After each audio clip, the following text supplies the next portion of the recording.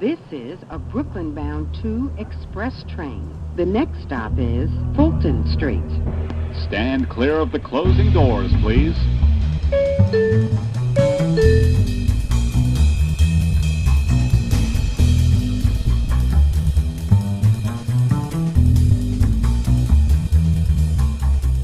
Hola a todos, bienvenidos a In The House, mi nombre es Eliana La Casa. Hoy tengo de invitado a básicamente uno de los precursores del stand-up en la Ciudad de México. Abrió el primer Open Mic, dio clases, generó toda una camada de primeros comediantes. Les presento a Juan Carlos Escalante. Hola Elena, ¿cómo estás? Eliana, perdón, es que me acabo de despertar hace una hora, aunque son las 5 de la tarde. Eso es lo que dice Perdón, Eliana. Cualquier comediante profesional. Pues no tan profesional. O sea, los más profesionales son los que tienen horas de oficinista. Esos son los que les va mejor. ¿Sí? Sí, ¿no? O sea, como Sí. que tienen esta cosa de... No quiero vivir como un burócrata, no como un artista. O sea, sí ser la fiarca, pero también estructurado, ¿no? Que el cura del pueblo no se enoje cuando me vea.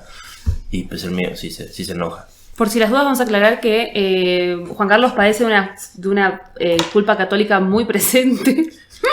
Bueno, un día te dije, tengo insomnio, y me dijiste, no tienes insomnio, lo que tienes es que te duermes a las 6 de la mañana. Y yo, bueno, tienes razón.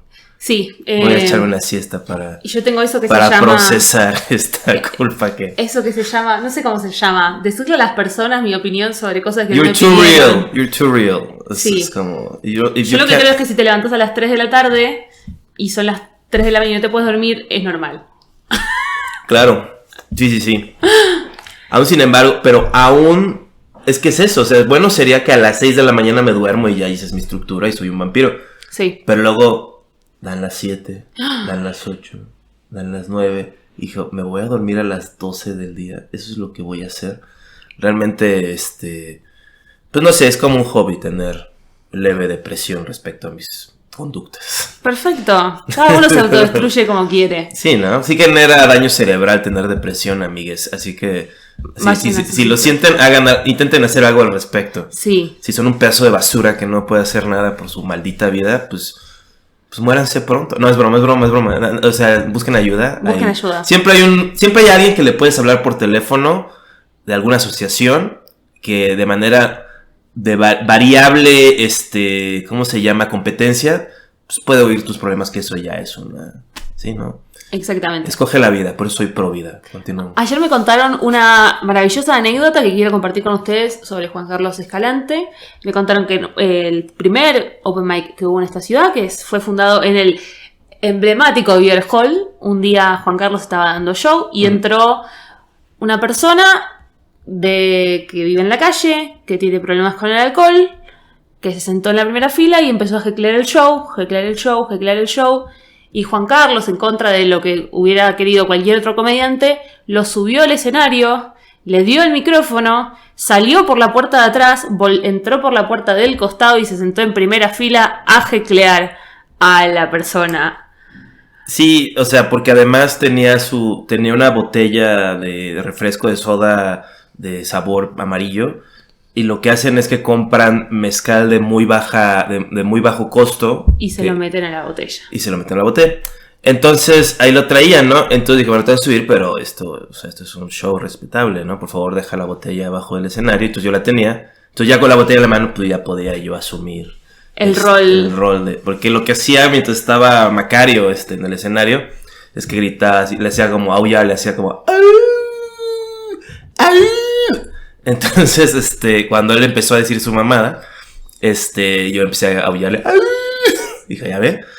Y luego me dijo, a ver, dale. Y entonces luego me subí con él y tenía la botella y dije, dale. Y entonces le di un trago a su brebaje.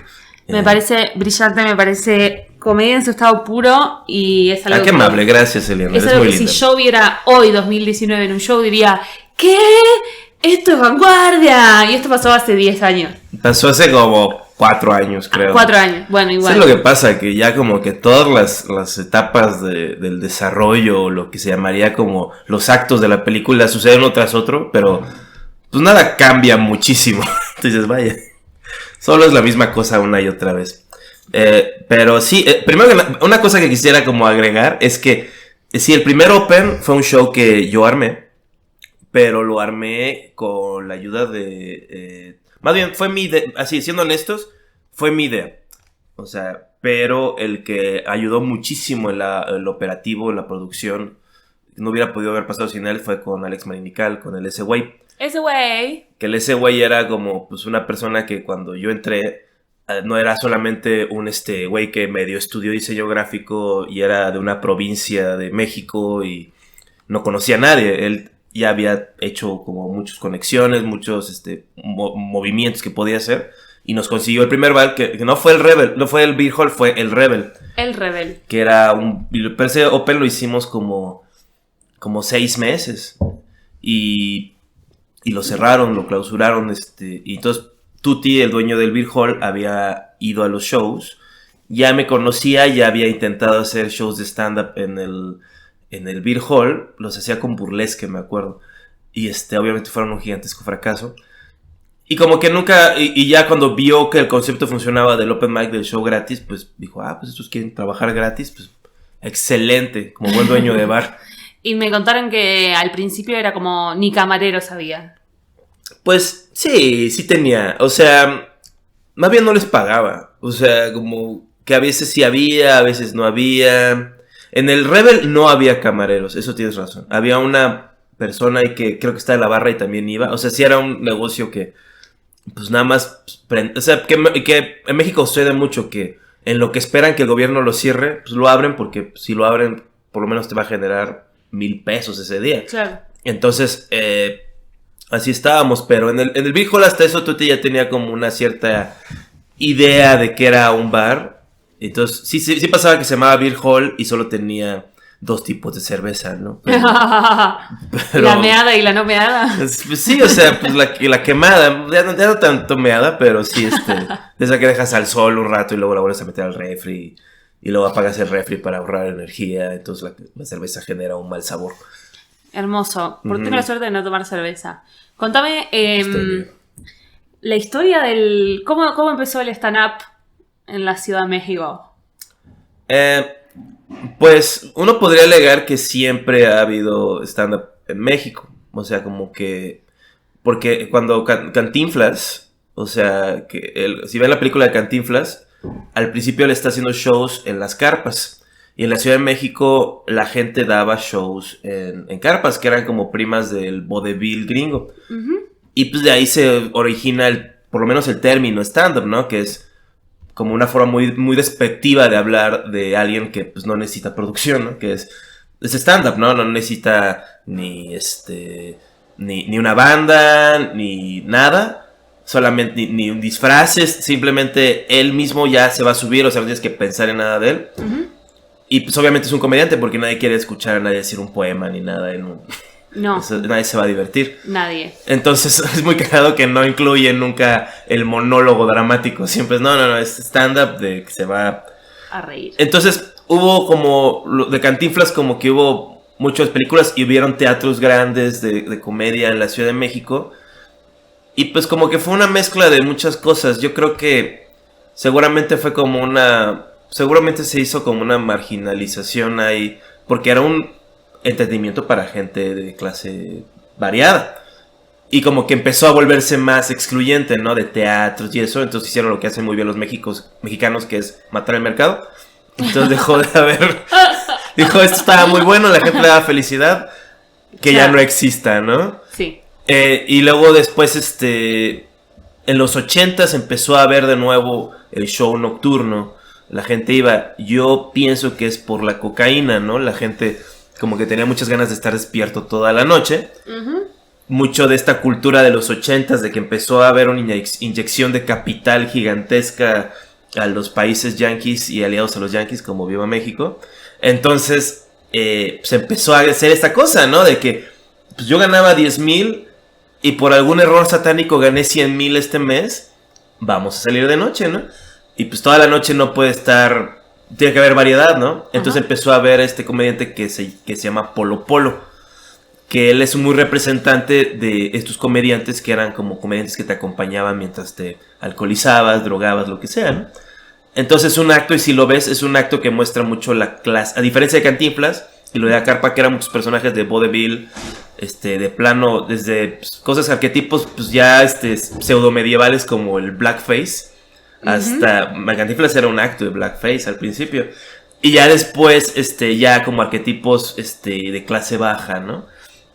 Y no, Polo Polo era un mexicano blanco, que hablaba de que tenía dinero. O sea, empezaba un chiste así diciendo, no, pues, fui a España. Y como que había un silencio, ¿no? Ustedes que son pobres, y ya se ríen, ¿no? El clásico. Pero eso sigue estando, eso se sigue haciendo un montón. Sí, claro, es un chiste ahí muy viejo, pero siento que los 80, o sea, siento que por lo menos siempre hay como un esfuerzo proponer dentro del mexicano, no por ideología altruista, sino por pues, una mezcla de ego de artista, yo creo, ¿no? Y entonces hubo mucho eso, y luego pues toda esa gente pues empezó a morir o a tener mayor de edad, y en los 90s murió. Entonces no hubo nada así de shows. Y luego, a mediados de los 90s, o sea, lo que estoy diciendo es que en México nunca hubo continuidad. Siempre como que empezaba, surgía, era un éxito porque a la gente le encanta ir a shows de comedia en este país. Y luego alguien llegaba con una mejor oferta y los comediantes preferían dejar de trabajar. O simplemente se rendían. O sea, como que todo se iba a un centro que agarraba todo el capital y la gente que estaba en los márgenes no podía sobrevivir. Entonces volvían a sus empleos. Y luego la gente que amasaba el capital, pues ¿qué hacía? Pues ya no necesitaba hacer comedia porque ya podía drogarse para hasta morir, ¿no? Entonces se morían o se retiraban o hacían semicomedia de vez en cuando. Entonces como que el stand-up actual, lo que es ahorita, pues empieza mucho, está como sucede al mismo tiempo la caída de Televisa. Televisa, que es el consorcio internacional más grande de comunicaciones, probablemente en Latinoamérica lo fue mucho tiempo. O sea, de ahí vienen todas las telenovelas mexicanas, de ahí viene, pues qué, o sea, cosas como fenómenos mexicanos como Luis Miguel no hubieran podido haber existido sin Televisa. Yo sé que a los argentinos les gusta pensar que Luis Miguel es argentino, pero están equivocados porque pues México lo pagó. Y México lo pagó, México le dio de comer cuando era un refugiado ahí con su padre. México abusó sexualmente de él seguramente. Entonces yo creo que México merece el crédito. Claro que sí. Pero Televisa empezó a bajar, los ratings empezaron a bajar. Televisa no podía concretar un programa de comedia que uniera al país como lo había hecho Otro Rollo con Adal Ramones y Eugenio Derbez con sus varios shows de sketches. México no es como Argentina, que puedes decir 6 comediantes. México siempre es 1. O sea, es como Highlander. 1. Televisa agarra y dice, ¿para qué le pago un poquito a 20 comediantes? Mejor le pago demasiado a 1 y pues así me ahorro 20%, ¿no? Al darles el precio de mayoreo. Entonces, pero pues obviamente así no funciona la comedia. Entonces nunca pudo haber una escena ni nada. Claro. Entonces por ahí del 2009, 2010, que al mismo tiempo que Televisa está empezando a pegar, y mucho en parte por el auge del internet en México. México empezó a tener internet así como de manera universal en la clase media, obviamente, pues finales de los 90s. Entonces ya para el 2009 pues ya todos tenían, o sea, toda la gente que prefería ver, o sea, lo que pasó en todo el país, ¿no? Y entonces, y más que nada, y luego en el 2009 también empezó a pegar muchísimo en México Facebook. Entonces era la primera vez que un individuo podía hablar con 1000 personas. O sea, eso nunca había pasado en México. Los militares te hacían algo. O sea, no podías pararte en la calle y juntar gente, a menos que seas un político o algo. Y le digo broma a los militares en los 90s, pero en los 80s sí era cierto. O sea, lo que pasa es que en México simplemente no había ese esfuerzo. Era como, pues entonces no, está bien, no lo hacemos y ya. O sea, no hubo mucha lucha, además de algunas organizaciones medio pues, al margen también. Sí. Entonces entonces fue como una mezcla de como siempre suceden estas como cambios de paradigma en cierto sentido, a un nivel más chico. Pues es como pues sí, la intersección de muchas cosas al mismo tiempo. Por ahí de esa época yo había terminado hace un año la carrera de diseño gráfico. Y como que yo soy una persona que siempre había sido muy, a la fecha, muy inactiva. Entonces no tenía como esta cosa así de otros amigos que, no, pues yo tengo mi empleo, no, es que yo estoy haciendo tal, no, es que yo voy a... Tenía un amigo que iba a un pueblo de Guerrero que era conocido por tener plata, compraba plata y luego venía a la escuela y lo vendía en la escuela plata. Y así como, decías, bueno, pues así te haces de un dinero, ¿no? Yo nada, yo nada más estaba sentado, tenía mi computadora, eso sí, y como que ahí empecé por el internet. A consumir. A consumir cultura estadounidense, más que nada. ¿Hablabas inglés? Sí. Entonces, como soy de Acapulco, yo iba a una escuela que había mucha gente extranjera y la estructura era que la mitad del día era en inglés y la mitad del día era en español. Entonces, como que eso me ayudó muchísimo, porque sí era como un escape ahí del mundo de Acapulco, que es una ciudad bastante gris, además de la playa. No hay nada no hay nada que una a la gente. O sea, como que la gente está en sus coches y toda esta cosa como aspiracional mexicana de ver quién puede beber más, quién puede gastar más, quién tiene coche, quién es blanco, quién es atractivo. Y si no entras en nada de eso, que yo no entraba, pues mejor ni existas, ¿no? O ubícate en tu grupo social, que yo tampoco quería hacerlo. Entonces estaba muy solo. Pero volviendo, así porque fue toda una historia ahí de... obviamente me gusta el sonido de mi propia voz. Pero sí, empecé en 2009 y, o sea, y como que digo todas esas cosas porque no podría yo darnos crédito. Lo que puedo darnos crédito es que si empezamos al mismo tiempo y a la fecha ya lleva como un poco más de 10 años y no hemos parado realmente. Uh-huh. Entonces yo diría que el primer paso del movimiento del stand-up en México es probablemente el auge de la impro, por ahí sí, de mediados de la primera década del 2000, porque era la primera cosa que era como, después de muchos años que era independiente, que era de comedia, que estaba haciendo un éxito, que la gente quería ir, y que también tenía como un trasfondo, pues, alternativo a lo que había en Televisa, ¿no? Era para adultos, era hasta sofisticado en muchos aspectos, y de ahí salieron muchos talentos que a la fecha siguen trabajando. Pero, entonces siguen trabajando, y de ahí salió Gus Proal. Gus Proal es un comediante que sigue trabajando, trabaja mucho con Franco Escamilla, que es el comediante número 1 ahorita, pues, en popularidad de México. Y él empezó porque conoció a Ana Carolina, de Argentina, comediante argentina muy conocida, de show Persona, que hace con Malena, con muy buenas comediantes, con Charo y con Vanessa. Entonces ella está como en esta onda que iba a Nueva York, iba a México, estaba siempre estaba en un tour ahí. Entonces no sé cómo la contactó Gus Proal y le pidió que le diera un taller a él y a otros amigos que habían tomado talleres de impro. Entonces tomaron el primer taller de stand-up así como, pues, moderno, yo diría. Y luego de ahí, yo cuando estaba en mi crisis existencial busqué en Google y encontré el blog de Ana Carolina, y que en 3 semanas era Entonces fue una serie de coincidencias. Entonces tomé el taller de Ana Carolina, la conocí, ahí conocí a varios comediantes que siguen trabajando ahorita. Adriana Chávez, que sigue dando shows ahorita, que es de las mejores, yo opino. Y la conocí y me subí a sus shows. Y ya para entonces yo había visto había escuchado muchos podcasts, ya había leído muchas entrevistas, yo estaba como obsesionado con el stand-up. O sea, como que desde el momento que decidí que quería hacer stand-up, como que los estadounidenses eran muy, muy generosos con sus procesos, ¿no? Te decían no había esta cosa de que, ay, es como la magia, no. Y te decían exactamente los pasos. Decía, no podemos, porque los que habían tomado el taller tenían un show una vez al mes. Y entonces decían, no podemos, así no vamos a crecer, no vamos a ir a ningún lado si hacemos un show al mes. Tenemos que hacer por lo menos un show a la semana, aunque sea gratis. Y Gus Proal lo produjo antes de que conociera a Alex e hiciéramos el open mic. Esto fue 2 años antes. No era un open mic, pero sí era un show gratis que hicimos 6 meses en el centro histórico, ahí en el Corredor Regina. Y fue porque Gus Proal conocía a una pareja de actores que tenían una bistro ahí. Y ahí nos dejaban. Y así eran los peores shows del mundo. O sea, yo creo que sí, o sea, era un verdadero suplicio para nosotros.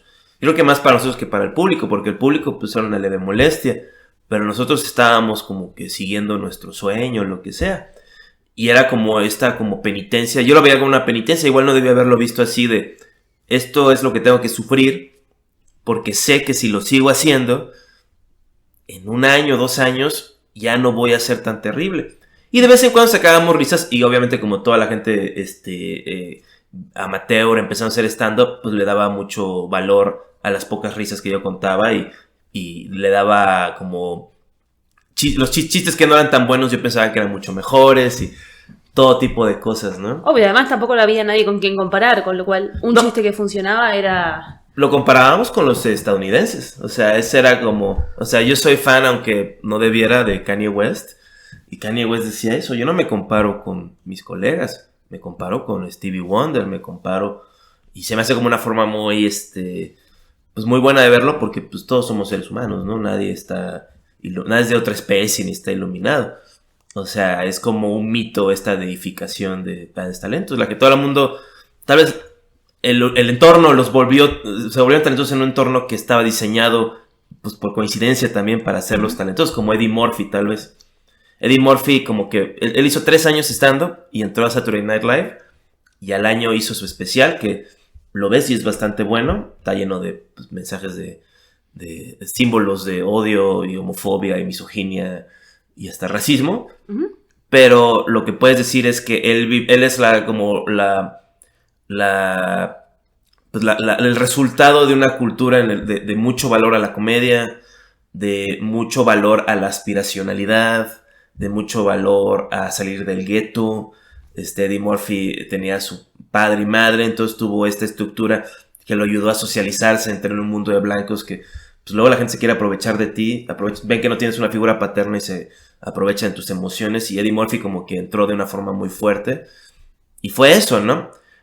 Nosotros no tenemos eso, o sea, nosotros nada más estábamos ahí como, pues vamos a ver cómo le hacemos. Gus Proal ya llevaba como probablemente 1 década actuando, entonces era una persona talentosa, y hicimos ese show 6 meses, y como que también fue de nuevo, otra coincidencia, o sea, es suerte.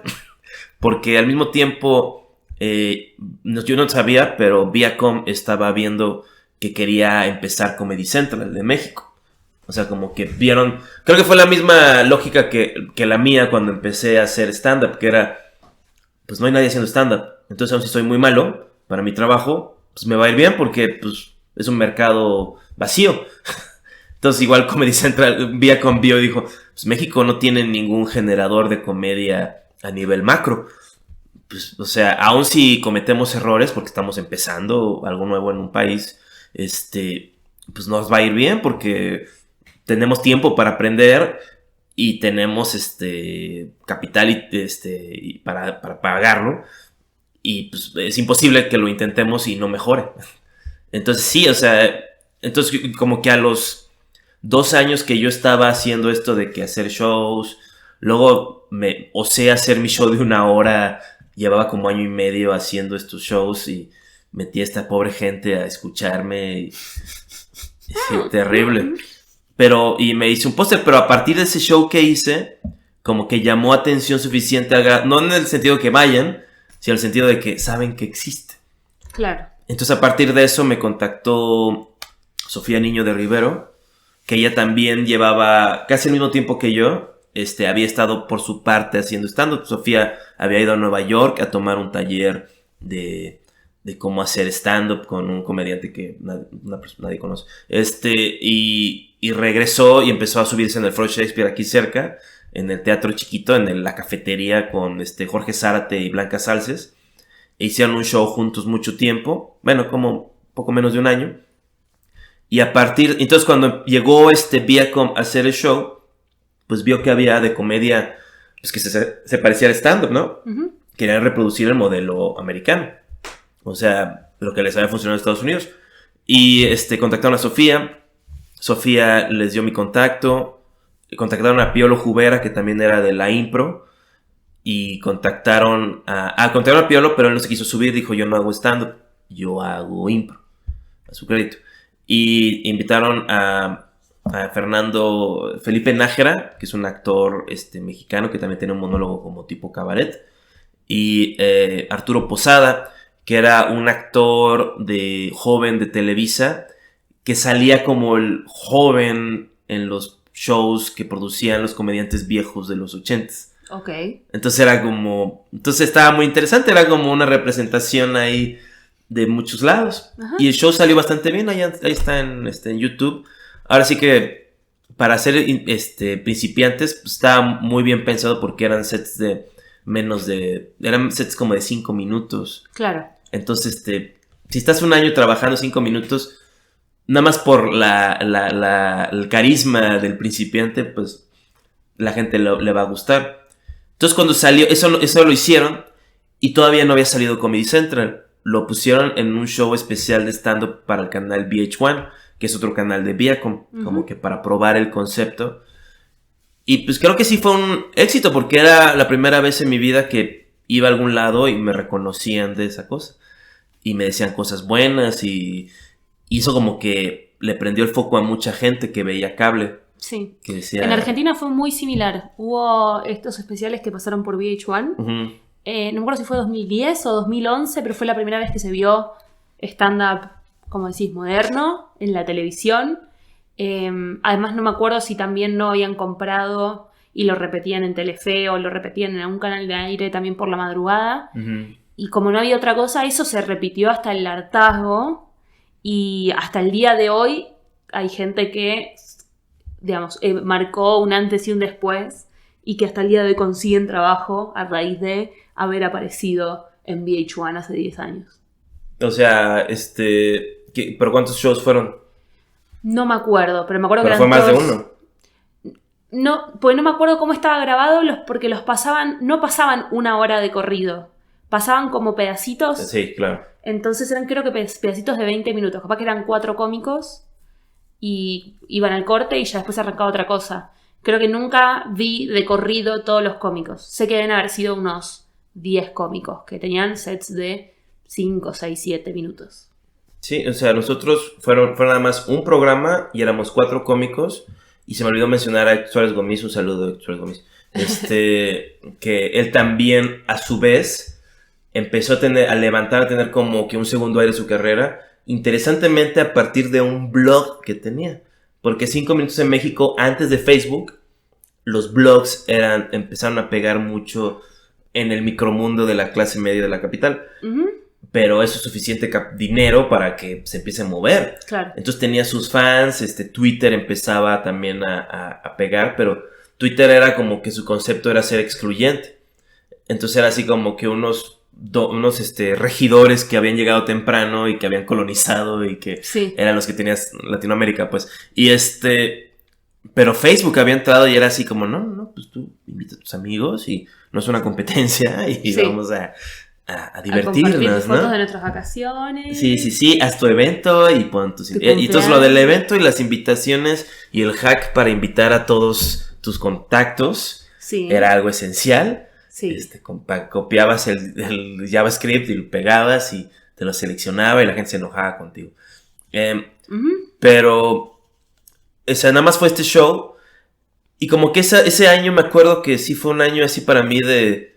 pues muchos cambios, como que empezaba a notar el cambio que sucedía en tu organismo social a la hora de hacer stand-up. O sea, y fue un cambio muy dramático para mí porque antes de eso, como te había dicho, yo no había hecho nada. Entonces la gente que no hace nada genera rechazo de la gente porque como que huele a muerte, o sea, a veces literalmente y a veces conceptualmente. Dicen, esta persona... su fracaso se me va a contagiar. Sí, no, o sea, está esperando que su sistema cardiovascular pare de funcionar, le dé una embolia y sea el problema de alguien más otra vez. Pero no, o sea, pero esto tenía el doble de subida de mi autoestima de que estaba haciendo algo, estaba haciéndolo, estaba muy obsesionado, me acuerdo. O sea, sí estaba así como de, seguro sí ponía cara de loco así de que me decía así como, no, pero no nos van a pagar, Juan, no importa, vamos a hacerlo.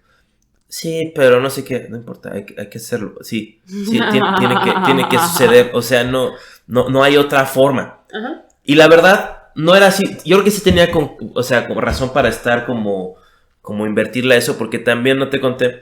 Cuando tomé el taller de Ana Carolina, iban a hacer un show Gus, Héctor García, Inés Saavedra y Adriana Chávez y Roberto, no me acuerdo cómo se llama, pero sí, saludos Beto Rojas creo que se llama.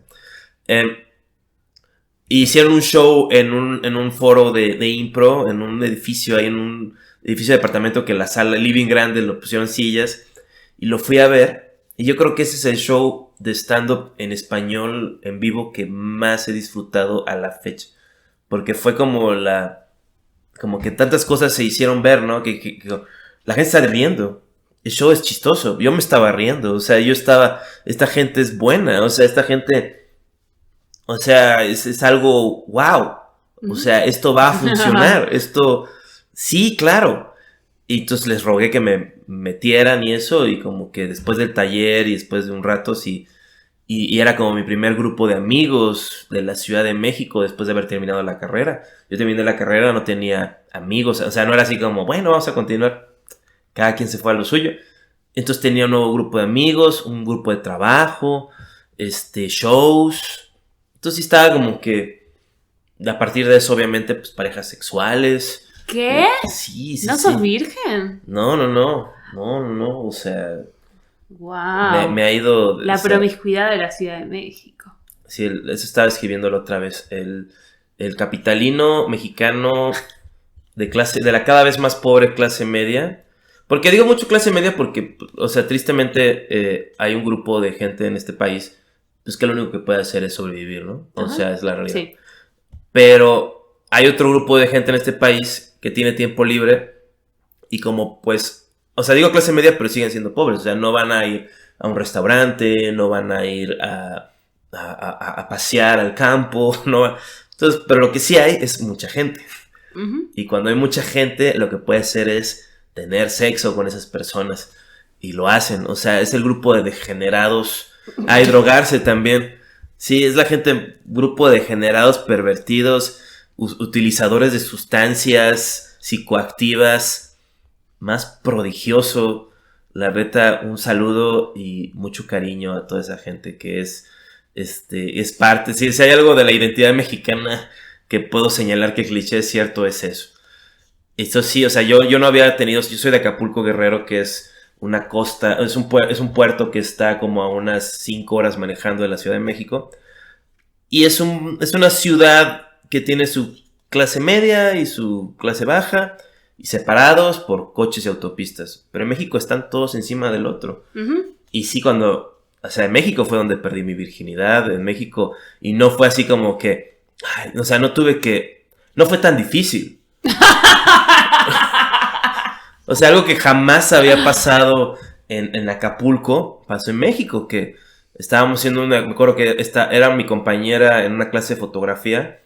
Entonces yo estaba en una escalera como que moviendo una luz y estaba abajo y se había puesto un escote muy pronunciado. Y entonces estaba así como que en mi dirección, ¿no? Uh-huh. Y la amiga de ella se estaba burlando de ella así de, oye, llegas a su nombre. Laura, ¿cómo crees? Y estás, digo, ¿qué? Así como que, era como obvio. Y yo, wow. Yo creo que le gustó a esta persona. Y sí, me acuerdo que estábamos en la habitación que yo vivía en la casa de mi abuela. Y ella me puso la mano en su seno. O sea, fue así como... Okay. Esto va a suceder. Y yo, excelente. Increíble. O sea, la vida es buena. O sea, ha pasado algo. México está lleno de oportunidades. Y eso lo digo después de 2 años de vivir en la Ciudad de México. O sea, para mí fue como... O sea, yo pensaba que nunca iba a suceder. O sea, ya había tenido como un par de cosas antes de eso que eran como más tipo... Pues lo que yo llamo Puebla. Que por fin he podido... Que es conservadurismo de baja inteligencia. O sea, que eres conservador, pero no te está funcionando. Pero te estás aferrando. Entonces... Tu vida es infeliz a partir de tu ideología y esa es infeliz la vida de los demás. Porque hay gente que el conservadurismo les ha funcionado. Dicen, claro. ¿Pero de quién estás hablando? Puebla. O sea, estoy hablando de... Puebla es un estado de la ciudad, del ¿cómo país. ¿Cómo llegamos a Puebla? Porque me había pasado que había querido salir con una chava y me dijo, tengo mi novio. Y digo, bueno. Yo estaba muy audaz y decía, bueno, pues yo siento que le gusto a esta mujer. Y ella hace señales que le gusto y me manda mensajes y me dice que me extraña y eso. Obvio le gusto. Obviamente no se ve que era tan fácil. Y luego me enteré que no estaba, no tenía novio, estaba casada.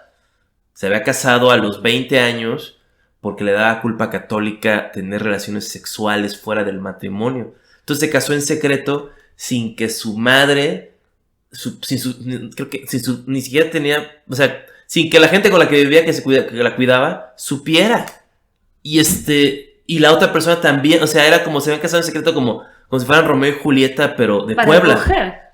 Para coger, sí. Y él, obviamente, el tipo era un abusador de confianza y la maltrataba y todo eso. Y yo estuve así clavado de eso. Fue la primera persona con la que me enamoré. Y sí entré en una cosa que es como parte de mi forma de sentir, de mi... Pues no sé, o sea, me generó una depresión muy grande, como que fue como que la gota que derramó el vaso, como se llame. El detonador, pues, y que casi, como que marcó así, pues algo que como que tenía que evitar, ¿no? Y luego ya después de eso, pues conocí a esta persona que ya era más normal y nada más cogimos ya. Le agradecemos mucho a esa persona por haber sacado a Juan Carlos del camino a una relación de codependencia eterna que no iba a terminar bien. Sí, ahora estoy, en una soledad, aferrada, la cual, pues trae consigo sus retos también, ¿no? ¿Cómo no? Pero sí, o sea, la verdad yo llevo 10 años haciendo stand-up y la verdad, yo honestamente no empecé a hacer stand-up para buscar parejas sexuales. Más que nada o sea, como que realmente sí buscaba para evadir un poquito, pues, mi soledad, yo creo. Uh-huh. O sea, sí quería, pero no solamente quería tener amigos, sino que quería tener amigos dentro de pues sí, quería una escena. Sí, una comunidad. Sí, exacto, o sea, quería como, más allá de, pues nos semicaemos bien y todo, o sea, como que no, como que veo a la gente como objetos a veces. Entonces ya necesito que tenga un objetivo esto. O sea, necesito que no sea nada más como que, ay, sí, claro. Ay, tú no tienes nada, yo no tengo nada, vamos a no tener nada juntos. Y que sí, es lo que sucede ahorita, pero podemos decir por lo menos, no, tenemos un discurso. O sea, un discurso estético, por lo menos. Uh-huh. Porque también me había influenciado mucho los shows de Patton Oswalt, el documental de Comedians, de Comedians of Comedy. Sí, que se van todos de gira. Uh-huh.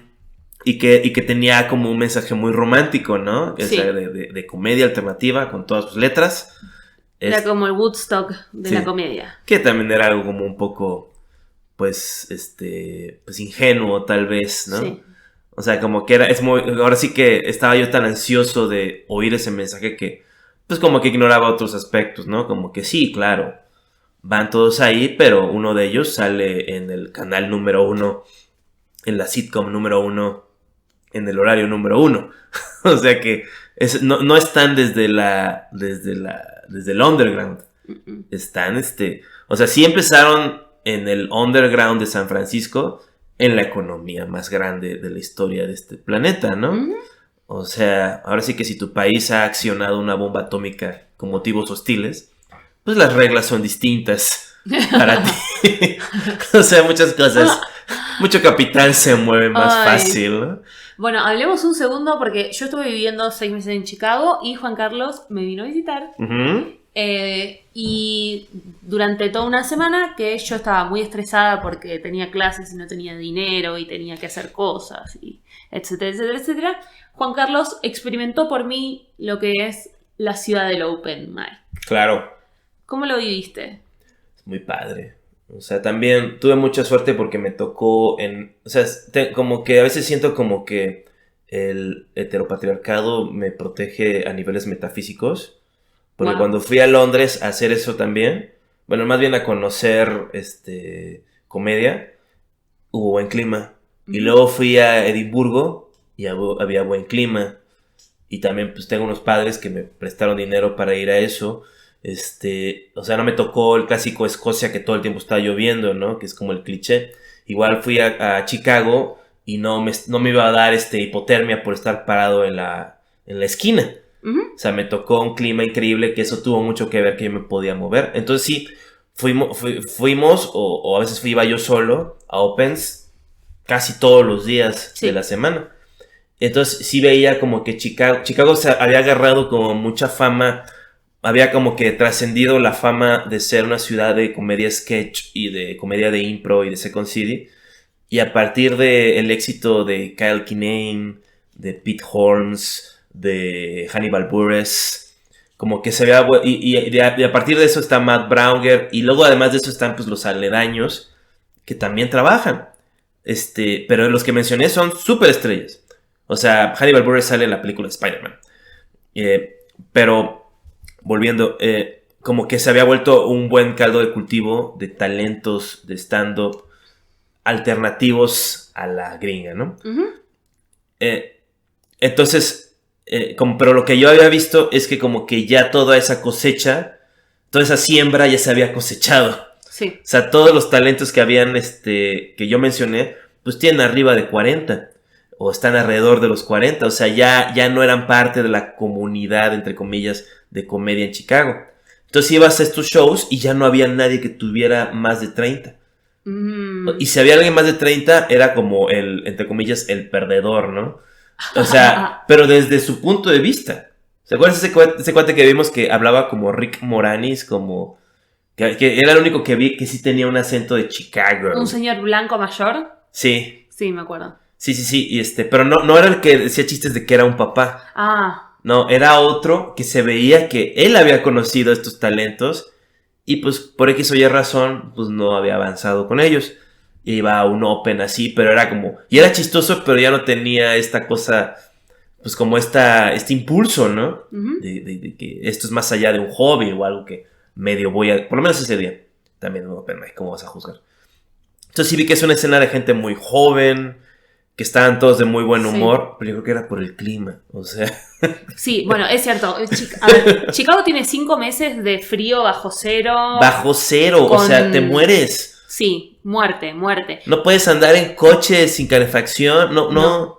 Las vías del tren las prenden fuego para descongelarlas, a ese nivel. Está en llamas el subte. Y después el verano es para la gente es spring break. Son 3-4 meses. Sí, lo ves en las calles, felices, sonrientes. La gente, o sea, es muy loco pensar que, por ejemplo, hay cafeterías que tienen un local que tienen más de la mitad de las mesas afuera. O sea que durante 7 meses por lo menos no las usan. Ahora, en cuanto hicieron más de 15 grados, que yo todavía estaba tiritando, gente estaba en la calle tomándose un smoothie, un helado, un café. Sí, claro. Disfrutando de que no estuviera nevando.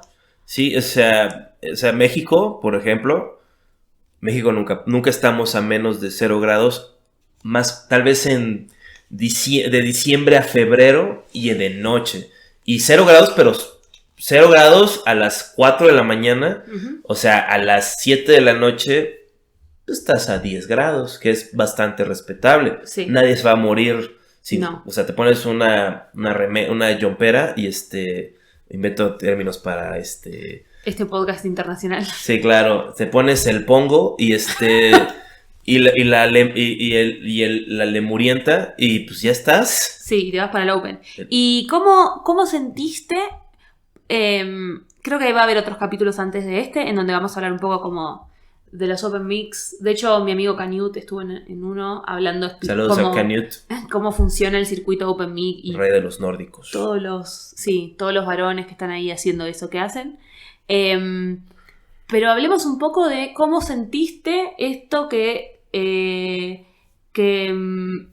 la mitad de Chicago es México. Sí, pero en los Opens no. No. Los Opens no están ni en la zona donde viven los mexicanos, y la representación de mexicanos, yo diría, por lo menos mexicanos que tienen una conexión activa con México, ya sea con el lenguaje o la cultura, yo diría 0. O sea, había gente con apellidos, o sea, que tenían el fenotipo genético mexicano y el apellido, pero ellos ya eran americanos. O sea, ellos ya, o sea, usando su léxico, ¿no? Para no hacer enojar aquí a mis amigos. Pero para ellos se dicen americanos a sí mismos. Bueno, de hecho, yo ahí estoy un poco en desacuerdo. Yo lo que he visto es mucho cómico, mucho performer percibirse latino, no habiendo nacido, o sea, habiendo nacido en Estados Unidos, hablando poco o nada de español, basado en qué, no tengo muy en claro. Pero eso voy. O sea, dices latino. Sí. Yo digo mexicano, que creo que es una diferencia. Porque latino es un término, no sé, pero yo estoy casi seguro que es inventado por estadounidenses. O sea, es una clasificación donde cabes tú dentro de la cultura. Okay. Pero un mexicano jamás se diría a sí mismo latino, así como un argentino probablemente no diría es que aquí estamos todos latinos, o sea, diría somos argentinos. Sí. O sea, porque pues, hay una serie de cosas que son muy diferentes. Entonces sí, claro, dirían que son latinos, ¿no? Dirían, o sea, porque también, como todos son muy jóvenes y todos llevan menos de 3 años la mayoría, muchos llevan menos de 1 año, entonces son muchos estos chistes como de cajón de... Sí, yo soy latino, eso, y mi mamá es belga. Entonces a los waffles les pone salsa picante y todos se ríen. Bueno, nadie se ríe. Ese es un chiste. Esa observación se la está copiando a Stuart Lee, que él decía que toda la comedia estadounidense era eso. ¿Eran inmigrantes usando referencias? Pues inmigrantes o descendientes de inmigrantes haciendo chistes sobre que no son blancos. O sea... Entonces siempre era el chiste así de mi mamá es de Jamaica y mi papá es escocés. Entonces cuando veo un plátano no sé qué, pues lo meto en un idiotez. Entonces, sí, o sea, el nivel de stand-up, se ven unos talentos bastante buenos, pero en la minoría. Sí. O sea, como, no porque, o sea, vi que había mucho con qué, pero sí veía que faltaba tablas, faltaba escribir, faltaba... pero los veía muy bien porque eran muchos. Entonces quiere decir que aún si se rinden la mitad, pues pueden... Con que no se rindan todos, puede continuar. Sí, a mí lo que más bronca me daba en general era que... no sé si bronca, pero hay algo que es que no está diferenciado el cómico amateur del comediante profesional, del que está sin tiempo. Entonces, en un open mic de 40 probablemente... 25 arrancaron ese mismo año y hacen lo que pueden cuando pueden y está fantástico que así sea, creo que contribuye a la escena, pero es un bodrio también, es una pérdida de tiempo. Pues si te subes 5 minutos y esos 5 minutos con algo nuevo que escribiste sacas una risa, yo opinaría que tal vez no es una total pérdida de tiempo. Ver un show de open mic de principio a fin es sobre todo si ya lo has hecho más de 100 veces, es un suplicio. Sí. Sobre todo si tienes, o sea, como que a un leve déficit de atención de nuestra generación. O sea, si te gusta ver shows que hacen reír, este show no es para ti. Reír. O sea, y sí es, o sea, y nadie está de buen humor, los presentadores están de mal humor. Sí. O sea, es una carga. Y yo también eso me acuerdo que cuando fui, porque yo la verdad, no soy no soy una excelente persona, soy medio aprovechado de mi posición. Entonces ahorita sí aplico eso, llevo ya como unos 4 años que no me quedo todo el open. O sea, que me quedo, o sea, voy, me subo, no tengo que hacer fila, me meten así nada más. Entonces me subo, veo tal vez 1 o 2 y me voy. Y como el príncipe que soy, o sea... Y esto nunca va a acabar, o sea, ahora sí que nunca voy a cosechar lo que sembré en resentimiento de los demás. Pero en Chicago, como yo soy uno más, pues no puedo hacer eso. Igual en Chicago es lo más normal del mundo anotarte y apenas bajás, irte a la mierda. Sí, pero está mal, o sea, porque también yo veía como que me transporté a mi primer año de open mics. Sí. Y también es difícil porque esos open mics, o sea, bueno, no los hosteaba yo siempre, pero siempre me quedaba todo. Porque decía, esta es la gente con la que yo voy a trabajar. Sí. Entonces merecen ese respeto, merecen que yo, o sea, no por ser buena persona, de nuevo, no soy una muy buena persona, soy un tipazo, que es diferente. O sea, un tipazo es una persona que sabe usar los mecanismos para decrecer el sufrimiento en los demás, pero no por ser no para irse al cielo. Ok, no es altruista. No, pues es que tiene que ver con altruismo, o sea, porque yo sí sentía como que era algo bueno, pues que esta persona, y lo veía en su rostro, o sea, que decía, ay, qué bueno que te quedaste. Uh-huh. O sea, qué bueno que te quedaste a verme, o sea, qué bueno que no te paraste y te diste la vuelta. Sí. Porque la gente se da cuenta. Sí. O sea, hay veces que yo me quedo a ver el show porque igual es mi egocentrismo, pero digo, si me paro a la mitad de su show, en un show con 6 personas de público, no va a haber forma que esta persona pueda levantar. Porque va a ser la escena marcada. O sea, de que alguien van a ver, mira, este güey se está yendo. Yo me voy a ir. O voy a prender mi teléfono. O esta persona no vale la pena. Ajá. Entonces, una serie de cositas. Entonces, sí me quedaba a ver los shows lo más que podía. Decía, bueno, sí. Me ponía la regla de, bueno, voy a ver 3 antes que yo y 3 después que yo. Bueno. Estamos hablando de que los open mics tienen 40 personas y vos miras 6. No, pero estás hablando, solamente un open mic tiene 40 personas. Bueno, 20 por lo menos. Sí, es que es la mitad. O sea, bueno, el de Coles, yo no sé, es que estás hablando de un open muy famoso en Chicago. Si son fans del stand-up, sí. Vayan a Coles un día como No público. me gustó nada. No, es horrible, pero es una gran... o sea, es algo que yo nunca había visto un open mic así. O sea, y he ido a open mics en Nueva York, fui a open mics, en México he ido a todos los open mics que han habido en la Ciudad de México, casi todos, y wow, o sea, se suben 40 personas, sí. Hay un ruidero increíble porque es como en un cuarto, Chicago, como supongo que por el clima que mata a la gente, los lugares están como compartamentalizados literalmente, ¿no? Sí. Entonces es como un cuarto añadido. El cuarto de atrás, sí. Después de la barra de un bar. Sí, entonces obviamente está todo el ruido de la barra del bar metiéndose al show. Y hasta eso, para su crédito, cuando yo me subí como 42. Y había gente sentada. Y alguien se me acercó y me dijo, me gustó eso que hiciste. Y dije, mira, qué bien, qué bueno. Eso es una muy buena señal de una escena. Porque no hay ninguna lógica para quedarse. Bueno, porque no se estaban divirtiendo de más y no se veía que estuvieran muy borrachos ni se fueran emborrachos. Igual no sé si vos lo sentiste, pero yo lo que vi mucho era cómic.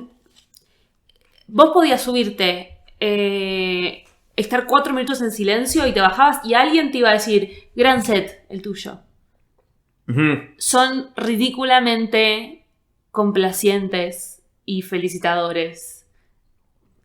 Pero más que complacientes, condescendientes, tal vez, ¿no? O sea, pero en el sentido no negativo. O sea, como que tiene que ver con la cultura del Midwest gringo, ¿no? Sí, creo que hay algo ahí como de somos todos de la generación es como algo de somos todos amigos y entonces yo te doy buena energía y vos me das buena energía. Y también tiene que ver, está mezclado eso con el optimismo gringo que viene un poco, igual estoy inventándolo, pero tal vez con la cultura del mindfulness, o sea, que tus papás fueron medio hippies entonces todo este pensamiento de no traigas energía tóxica, ¿no?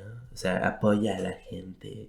Y digo, eso es un tipo de tipacismo, o sea, porque yo acepto la buena energía, aun si me la das poco sincero, es mejor eso que tu honestidad llena de agresividad y tus pedos de infancia y tu sufrimiento.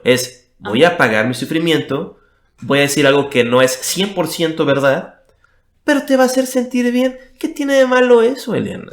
No sé. Es difícil para los argentinos comprender eso. O sea, lo entiendo así como... Sí, nos gusta decir las cosas como son. Pero fue una bosta. ¿Por qué no se lo decís? Sí, porque él, sí. No lo estás ayudando. Así que se ahorre 10 años de esta pesadilla. No, la gente se da cuenta. La gente se da cuenta cuando no hace reír. O sea, es imposible que estés... O sea, yo sé que hay gente que puede estar en negación hasta una década.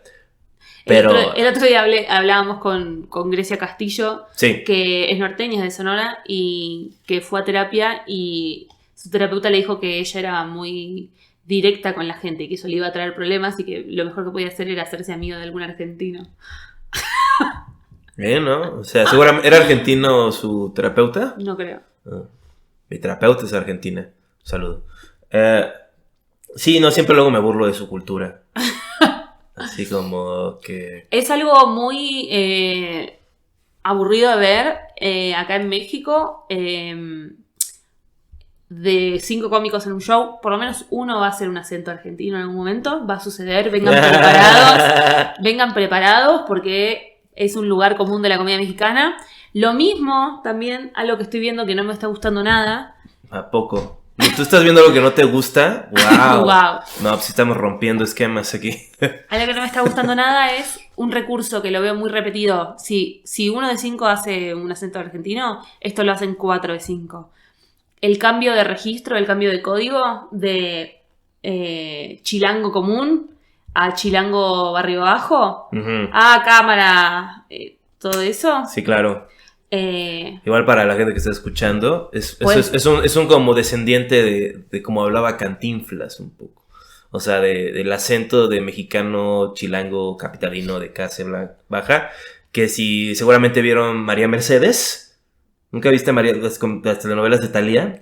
Sí, pero era muy joven. Pero bueno, María Mercedes es esta cosa, o hablar con Speedy González. Hablar así. Ay, no manches. Sí. Sí, claro. Yo no hago ninguna de las dos cosas, quiero decir. No. O sea, sí hago mi horrible acento argentino, pero luego cuando me estoy burlando de una persona argentina. Gracias. En su presencia. Te lo pero no tengo un chiste ahí, No estás cobrando entradas bajo ese pretexto. Sí, no. Tenía un chiste sobre acento español, que también era bastante terrible. Pero... Bueno, pero es punch up. Sí, claro. Está permitido. Ah, ¿tú dices que insultar a un argentino es punch down? Sí. ¿Está? Porque, sí existe una pequeña... los argentinos que viven en México o que transitan México. Ajá. Sí, hay un 10% que se dedican al mercadeo y trabajan en alguna empresa acá en Avenida Reforma. Esos son los que conocemos. O sea, yo no, pero yo tengo como la teoría de que toda esta como imagen del argentino en México se basa en eso, de cuando estaban capitalizados y llegaron a México y establecieron comunidades y negocios. Entonces pasaba que era la primera vez que un mexicano conocía a un argentino y no solo eso, trabajaba para él. Sí. Y entonces de ahí salieron una serie de cosas que son como estereotipos muy y también de fútbol. Pero por ejemplo, también hubo a lo largo de las crisis argentinas mucha migración que vinieron acá a trabajar de camareros, eventualmente cambiaron de trabajo, etcétera. Uh-huh. Entonces también existe como claro, un estereotipo del migrante que viene a buscar una vida mejor. Sí, claro. Y me pasó, por ejemplo, en un show que hasta ahora nunca tuve problema por ser argentina. Uh-huh. En general, en todos lados me presentan desde Argentina, llegan a la casa, yo subo. Y por supuesto que tengo mis chistes de opener, como de soy argentina y los argentinos somos así y les pido disculpas, somos mala gente, etc. Y después sigo con los chistes de los que yo quiero hablar. Claro. Ahora, me pasó en un show de que el presentador dijo: desde Argentina, yo les pido que la trate bien, yo sé que los argentinos nos caen mal. Y lo que hizo fue darles 15 o 30 segundos de sembrarles de bajarte el estatus, disconformidad a la gente ya había empezado como te puso una situación que tú no necesitabas estar. Me subió al escenario, lo cual es como de lo más bajo que puedes hacer como colega. Yo ya igual tenía claro que a esta persona yo le caía mal, de eso no hay ninguna duda, se podía oler, pero me parece que eso en particular fue de una falta de oficio grandísima, porque me puedes caer muy mal, pero de ninguna manera. Además de que era el presentador, o sea, su trabajo es poner la mesa. Uh-huh. Yo fui presentador los primeros 4 años, o sea, yo estoy 4 años presentando el Open Mic y le tengo mucho respeto a ese trabajo. Es diferente al de hacer spots de stand-up, al grado que yo ya no me gusta presentar, o sea, es muy raro que lo haga y es porque no se trata de ti. Se trata de show. Siempre el presentador es el que va a hacer reír menos.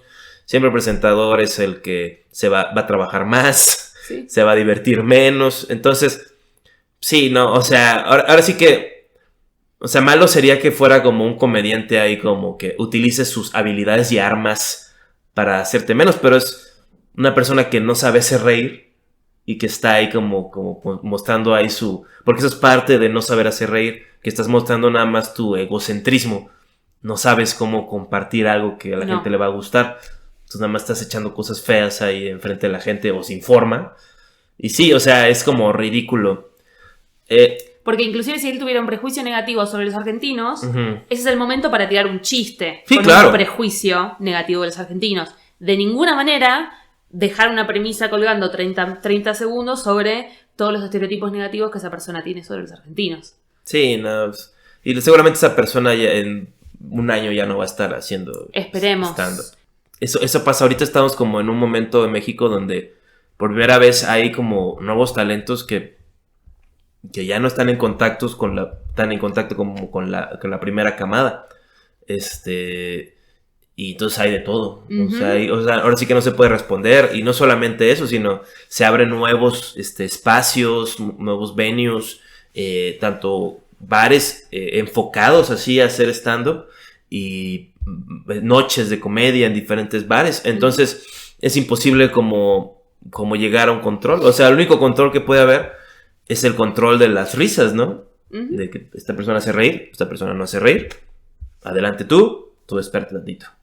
O sea, que tampoco es un sistema perfecto porque te puedes subir a decir clichés y cosas de odio a grupos y eso que a la gente le hace reír porque pues, la crueldad casual hace reír al mexicano y al argentino también. Creo que a todos los latinoamericanos nos hace reír mucho eso de... Y a los norteamericanos también. Siento que es diferente. O sea, siento como que el estadounidense tiene más espacio para ser el héroe de su historia.